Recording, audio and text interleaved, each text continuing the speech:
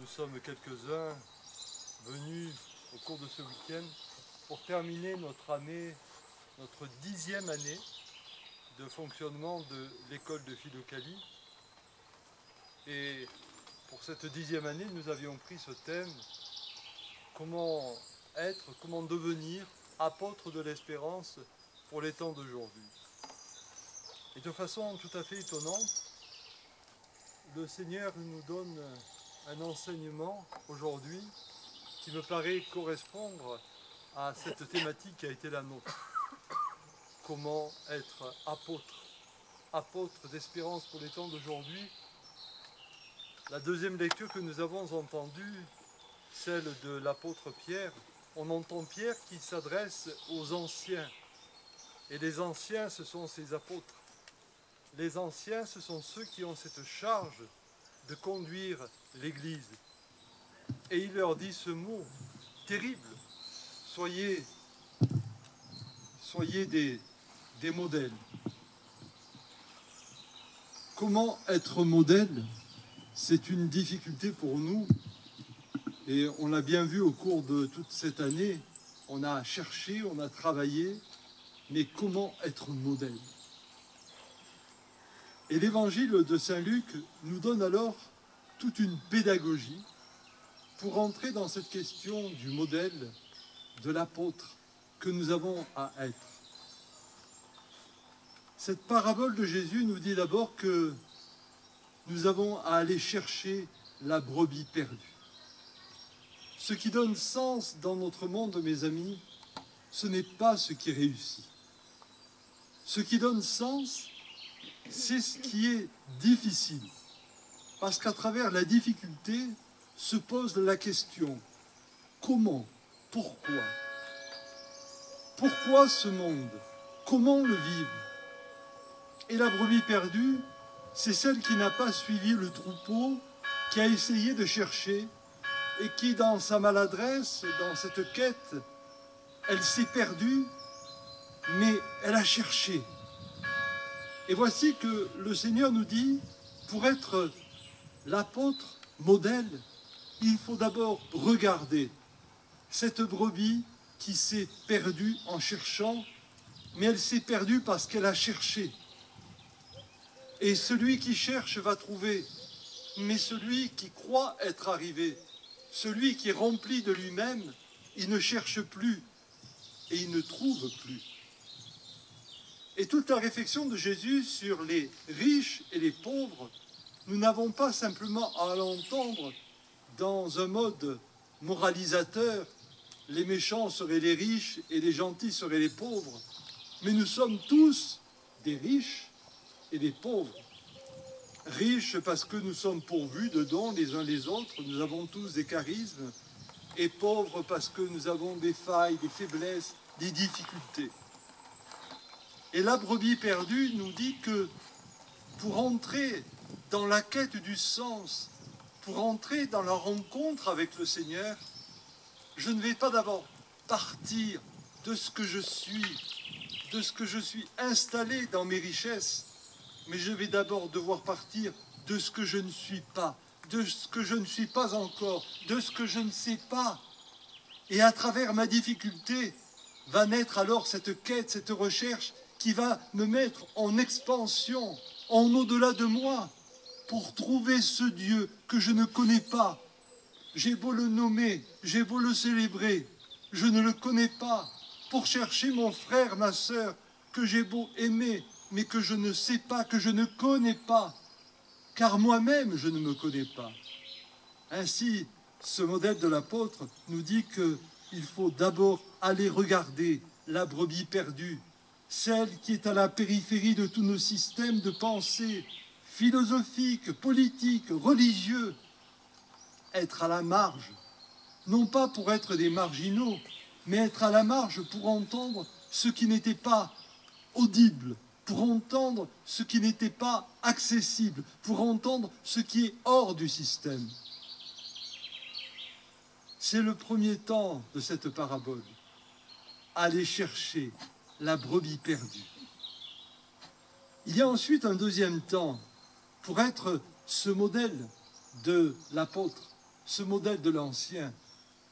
C'est que celui qui a trouvé la brebis perdue, il la ramène, il la porte sur ses épaules et il convoque ses amis et il leur dit « Réjouissez-vous avec moi ». C'est exactement ce que nous faisons en cet instant, mes amis.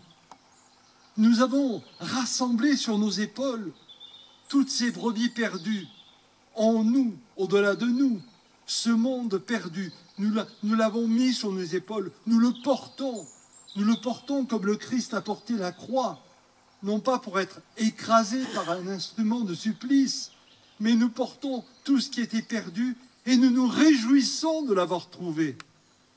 Et dans cette réjouissance, alors nous nous rassemblons. C'est le temps de l'Église. L'Église qui n'est pas une institution, l'Église qui n'est pas une religion comme les autres, mais l'Église qui est ce moment où nous nous rassemblons pour nous réjouir.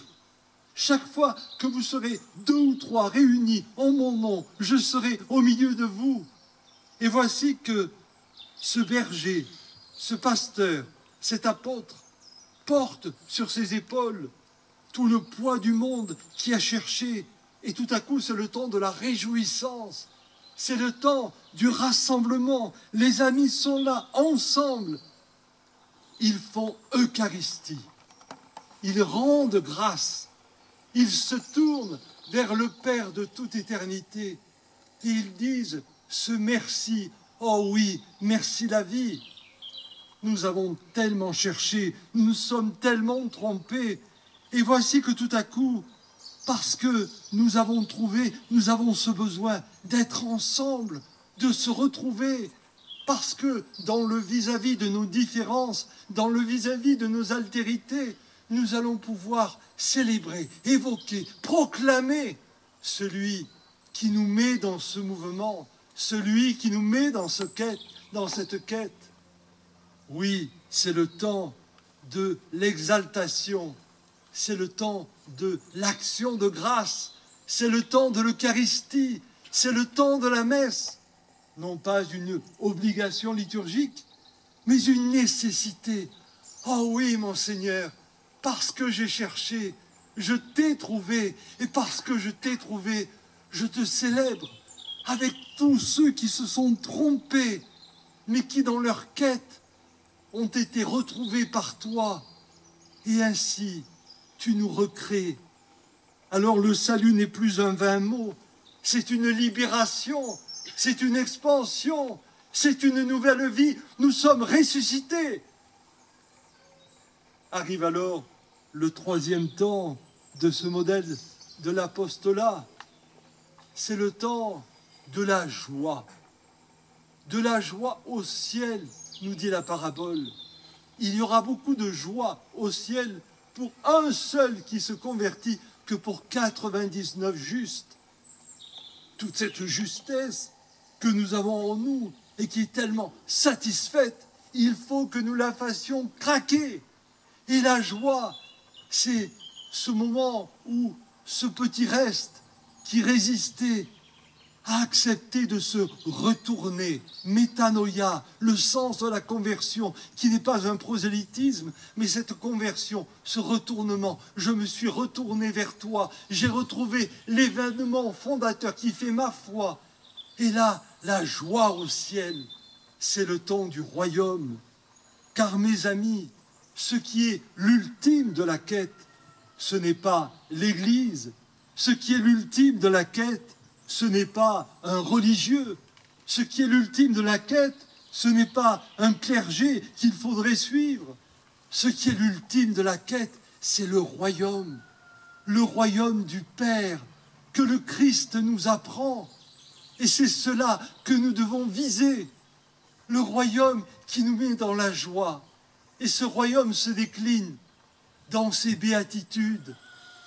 Heureux les pauvres de cœur, heureux les doux, heureux les miséricordieux. Autrement dit, en marche les doux, en marche les miséricordieux.